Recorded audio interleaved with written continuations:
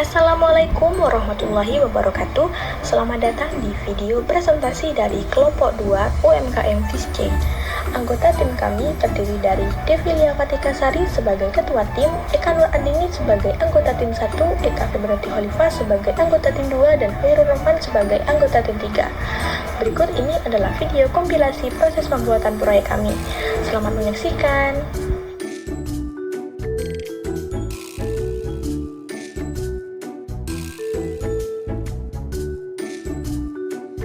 Pertama, Google Scholar. Setelah itu, tentukan kata kunci yang relevan dengan topik penelitian, misalnya supply chain UMKM. Kemudian, cari referensi jurnal nasional maupun internasional ataupun buku. Lalu kita bisa memilih tentangnya, sesuaikan dengan kebutuhan kita.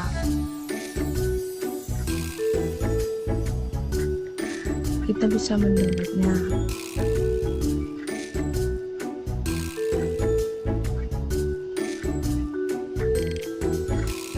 Setiap sumber dibaca secara kritis dan poin-poin penting dicatat untuk dianalisis lebih lanjut. Dari proses ini kita bisa menemukan celah penelitian, merumuskan masalah, dan menentukan pendekatan yang tepat. Di sini saya akan memperlihatkan bagaimana kami membantu UMKM cemilan ikan laut di Jawa Timur, Madura, khususnya di Kabupaten Pamekasan. Kami telah melakukan observasi mendalam di 4 UMKM. Yang pertama Diramadu, yang kedua Mepose, yang ketiga Ailerkid, dan yang keempat yaitu Karya Muda Industri. Kami melihat langsung bagaimana cara mereka mengelola rantai pasok cemilan ikan laut mulai dari nelayan hingga ke tangan konsumen. Masalah utama yang ditemukan adalah kurangnya visibilitas stok secara real time, pencatatan manual yang rawan kesalahan dan tidak efisien, serta data penjualan yang terfragmentasi di berbagai platform. Hal ini menyulitkan perancangan produksi dan pengambilan keputusan berbasis data meskipun UMKM sudah menggunakan aplikasi chat dan media sosial untuk pemasaran. Efektivitasnya terbatas karena belum ada sistem terintegrasi. Peluang peningkatan terletak pada implementasi sistem manajemen stok terintegrasi dan aplikasi penyatatan otomatis. UMKM antusias terhadap digitalisasi namun membutuhkan pelatihan dan pendampingan.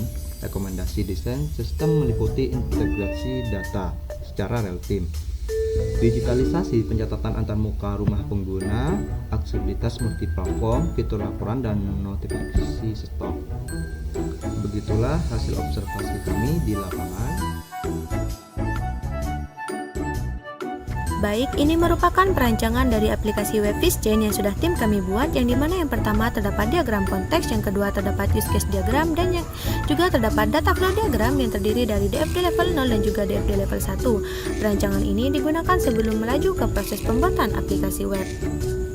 Pertama, diagram konteks yang terdapat 3 aktor, yakni super admin, konsumen, distributor, atau pengembangan lanjutan, yang dimana super admin melakukan login ke sistem, kelola data supplier, kelola produk, manajemen stok produk, permintaan produk, manajemen pengguna, dan lihat laporan. Sementara konsumen melakukan login atau register, permintaan produk, transaksi, dan pengembalian produk atau retur. Sementara distributor melakukan login ke sistem, input data pengiriman, update status pengiriman, dan lihat laporan. Selanjutnya pada use case diagram yang juga terdapat 3 aktor, yakni super admin, konsumen, dan distributor atau pengembangan lanjutan, yang dimana super admin memiliki proses login, kelola supplier, kelola produk, manajemen stok produk, permintaan produk, manajemen pengguna, dan lihat laporan. Sementara konsumen memiliki proses login, register, permintaan produk, transaksi, dan retur atau pengembalian lanjutan. Sementara distributor atau pengembangan lanjutan terdapat proses login, input pengiriman produk, update status pengiriman, dan lihat laporan. Sementara di DFD level 0 juga terdapat 3 aktor, yakni super admin, konsumen, dan distributor atau pengembangan lanjutan, yang dimana super admin memiliki proses login, kelola supplier, kelola produk, manajemen stok produk, permintaan produk, manajemen pengguna, dan lihat laporan. Sementara konsumen terdapat proses login, register, permintaan produk, transaksi, dan retur produk atau pengembalian lanjutan. Sementara distributor atau pengembangan lanjutan terdapat proses login, input pengiriman produk, update status pengiriman, dan lihat laporan. Sementara di DFD level 1 ini lebih rinci dan lebih detail, yang dimana juga terdapat 3 aktor, yakni super admin, konsumen, dan distributor atau pengembalian lanjutan. yang dimana super admin melalui proses login, input, update, dan hapus kategori dan informasi supplier. Kemudian input, edit, dan hapus informasi produk, update ketersediaan, jumlah, dan batas minimum stok produk, melihat dan memverifikasi daftar permintaan produk serta data produk keluar, tambah, edit, dan hapus hak akses dan data akun pengguna, melihat laporan produk, dan logout. Sementara sistem akan menampilkan informasi supplier, menampilkan kategori dan informasi produk, menampilkan dan update status stok produk, menyimpan data pengguna, informasi akses dan perubahan akun, dan juga menampilkan laporan produk. Sementara di konsumen akan melakukan proses login register, input data seperti nama lengkap, email, dan password, lakukan permintaan atau pemesanan produk, melakukan transaksi pembayaran, dan juga logout, yang dimana sistem akan melihat detail permintaan produk, melihat tampilan dan simpan status transaksi pembayaran, dan juga melakukan retur produk atau pengembalian lanjutan, yang dimana sementara di distributor atau pengembangan lanjutan akan terdapat proses login dan juga mengajukan pengembalian barang atau retur ke supplier admin dengan alasan kerusakan, salah kirim, atau produk cacat.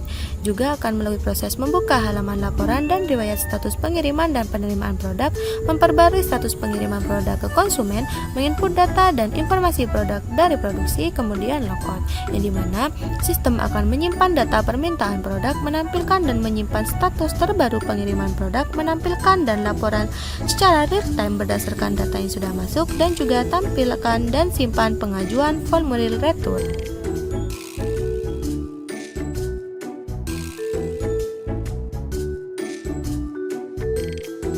Pertama, kita menuju ke folder dari kode aplikasi FirstGen-nya, kemudian klik CMD.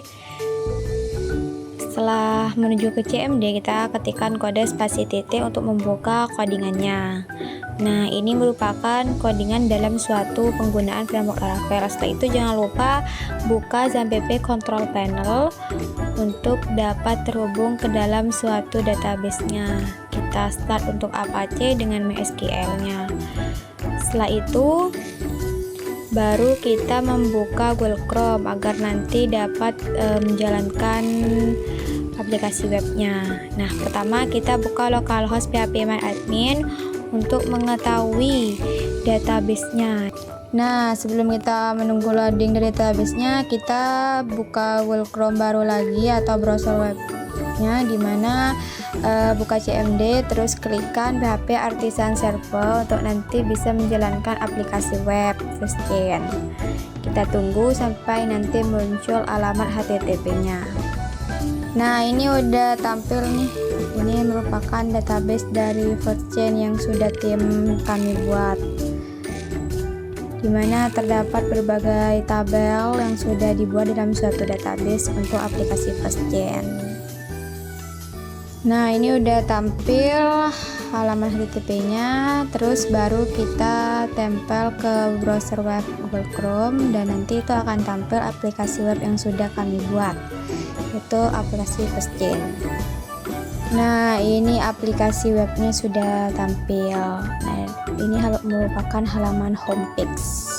Terus ada halaman login untuk semua user, terdiri email dan kata sandi. Terus ada halaman daftar, ini untuk konsumen, seperti itu.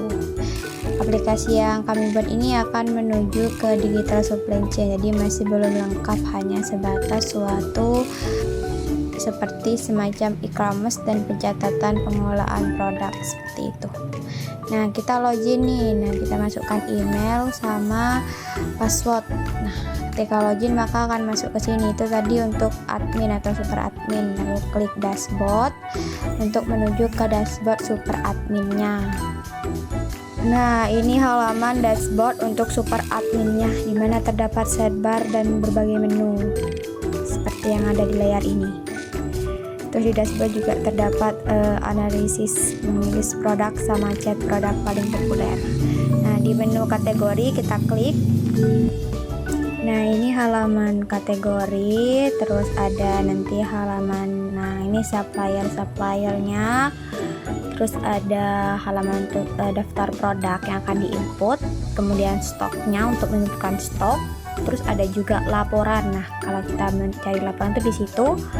Terus untuk permintaan produk nih jadi konsumen, nanti akan ada daftar di sini, dan produk keluarnya itu apa aja nanti akan tertera di situ. Kemudian akan ada precision. Nah, ini merupakan daftar permission. Nah, untuk menambahkan daftar permission. Dan juga ada role. Ini untuk role dibagi super admin itu bisa apa gitu. Nah, ini untuk user, yang mana ada 2, admin sama customer masih. Kemudian ini profile untuk ngedit nama, email, terus avatar ini profil, password dan sebagainya. Dan logout deh. Nah, kembali ke halaman homepage awal sebelum login. Kemudian kita coba masuk untuk halaman konsumen. Di sini pakai emailnya, terus masukkan kata sandi atau passwordnya. Kemudian enter. Habis itu, nah ini merupakan nanti akan menuju ke halaman konsumen agar dapat melakukan suatu pembelian produk.